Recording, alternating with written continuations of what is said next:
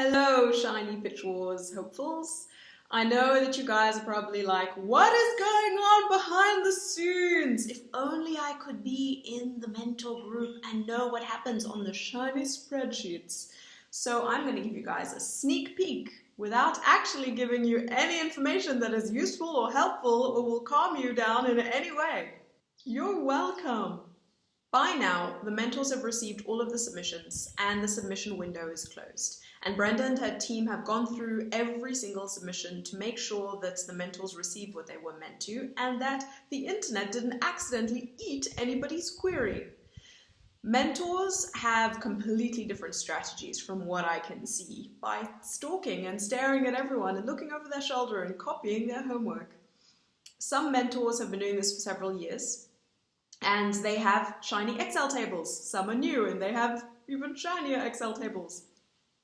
How mentors request is very different, just like how agents will request from you when you're querying will be very different. Some mentors I have heard speaking, saying that they only like to request partials or a few chapters. Other mentors, like me and Tomi, have just asked for full straight away because in my personal opinion, ain't nobody got time for starting thinking, what happens next? Oh, I don't have it. I need to email the person. I'm 8 hours ahead from the US. When is this person going to answer me? I need to finish this book right now because I have zero self-control and patience. So Team Clause is only going to be requesting fulls the whole way.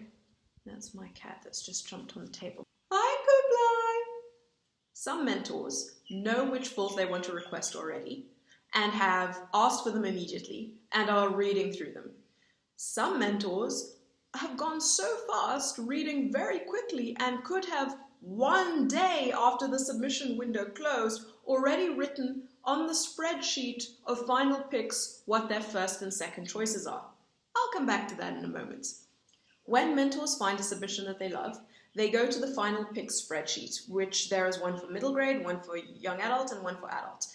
They put in their first choice and their second choice. All of the mentors will have to fill this out before our deadline, which is, I think, 2-3 days, I don't know, a few days before the final picks get announced. And that is when you can see on the table how many mentors want the same submission. Are they willing to go to war for it? I've got a whole video about going to war if you look on my YouTube channel. If a mentor doesn't want to go to war, they might choose another of their submissions that they love. And by the way, no one should ever feel that they are second choice.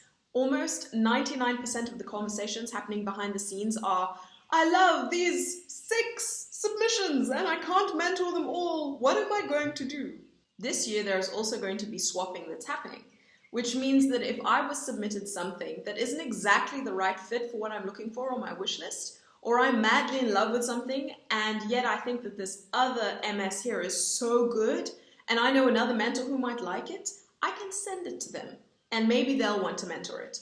This will also be the case if, as looks like it's happening a little bit behind the scenes, someone sends in the submission to young adults that when we read it, it's very clear to almost all the mentors that it sent to that it should actually be a middle grade or it should actually be an adult. And surprisingly, that's happened, not huge amounts, but it has happened a little bit behind the scenes. So then the young adult mentors will speak to the adult mentors and say, there's this awesome book here, but we just feel that it should be aged up or aged down. What do you guys think? Even if you accidentally hit the wrong age category, don't worry, it doesn't mean that you've sunk your chances. Technically, there is no rush, and mentors don't really have to decide up until the last minute which project they want to take on.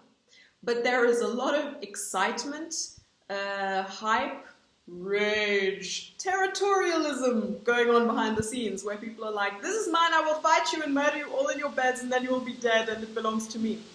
And then finally, whether they've had to fight to the death in a war or they've just decided on which their final pick is, the choices will be announced. That's a little look at what is going on behind the scenes, guys. If you have any questions, ask me. I might not be allowed to answer them, but asking is great.